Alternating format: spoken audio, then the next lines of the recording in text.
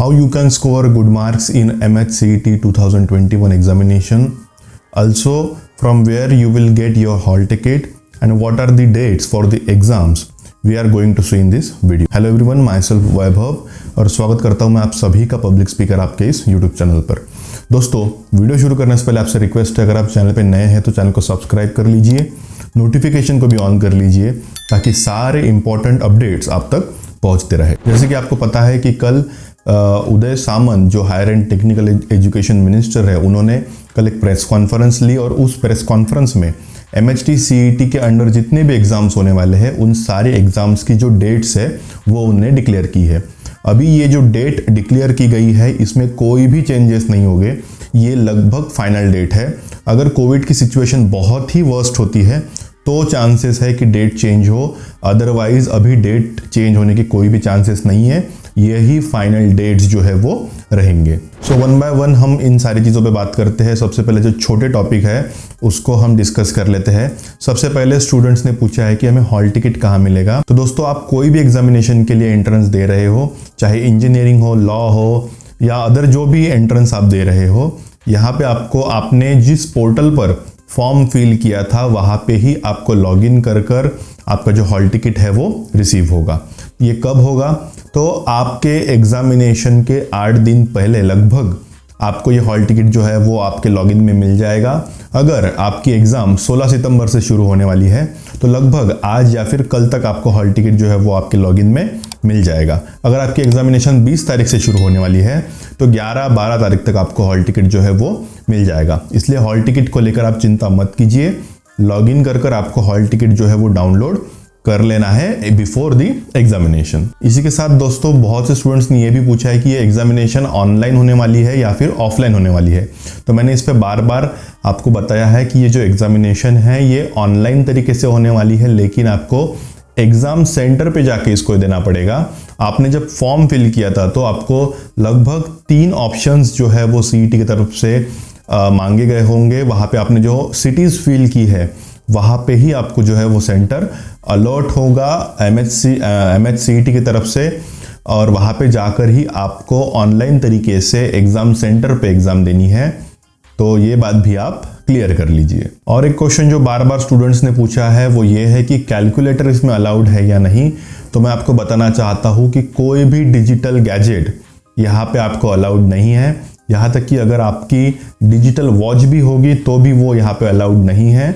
इसलिए जो digital equipment है वो इस एग्ज़ाम में बिल्कुल भी अलाउड नहीं है।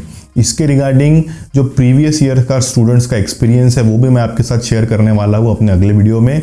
वहाँ पे मैं आपको बताने का कोशिश करूँगा कि किस तरीके से आपकी जो एग्ज़ामिनेशन है पूरी होंगी, मतलब हॉल में जाने से लेकर किस तरीके के वहाँ पे अरेंजमेंट्स होते हैं, प्रिकॉशंस क्या क्या है, इन सारी चीज़ों पे हम हमारे अगले वीडियो में ज़रूर बात करेंगे। तो दोस्तों, बढ़ते हैं हमारे अगले टॉपिक की तरफ कि how you can score good marks in the MHCET 2021 examination.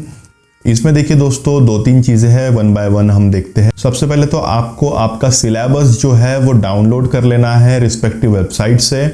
बहुत बार ऐसा होता है कि स्टूडेंट्स एग्ज़ाम देने जाते हैं लेकिन उनके पास उनका सिलेबस ही नहीं होता है कि एग्जैक्टली हमें सिलेबस में क्या आने वाला है। रिसेंट एग्जाम्पल अगर देना हो तो एक इंजीनियरिंग के स्टूडेंट्स ने मुझे पूछा कि सर हमको जनरल नॉलेज ये आने वाला है क्या। तो देखिए, अगर सिलेबस में ही वो नहीं है तो आपको डेफिनेटली वो आएगा ही नहीं एग्जामिनेशन में।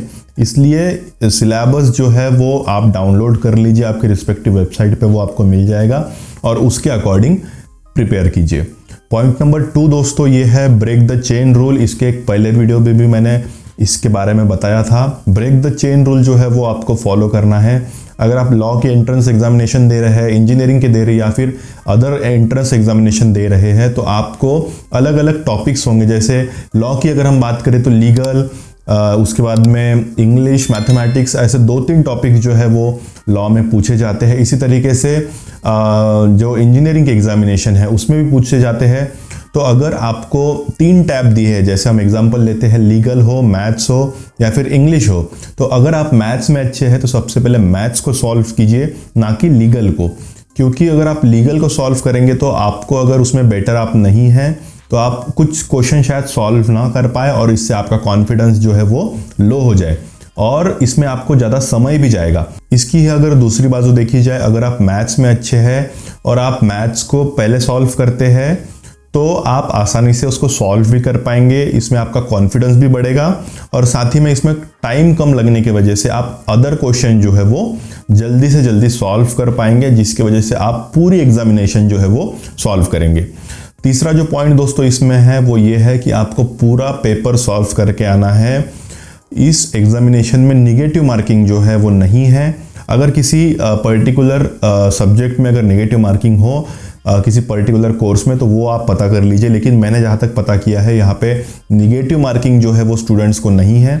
इसकी वजह से आपको पूरा पेपर सॉल्व करके आना है। ये आपके लिए एक प्लस पॉइंट है, बेनिफिट आपको इसका मिलेगा कि आपको निगेटिव मार्किंग ना होने की वजह से आपको जो आंसर सही लगता है आप टिक करके आ जाइए, क्योंकि निगेटिव मार्किंग ना होने की वजह से आपके मार्क जो है वो कहीं पे भी डिडक्ट नहीं होंगे। लेकिन अगर आप वही पेपर ब्लैंक छोड़ के आते हैं तो आपको उस क्वेश्चन के मार्क जो है वो नहीं मिलेंगे।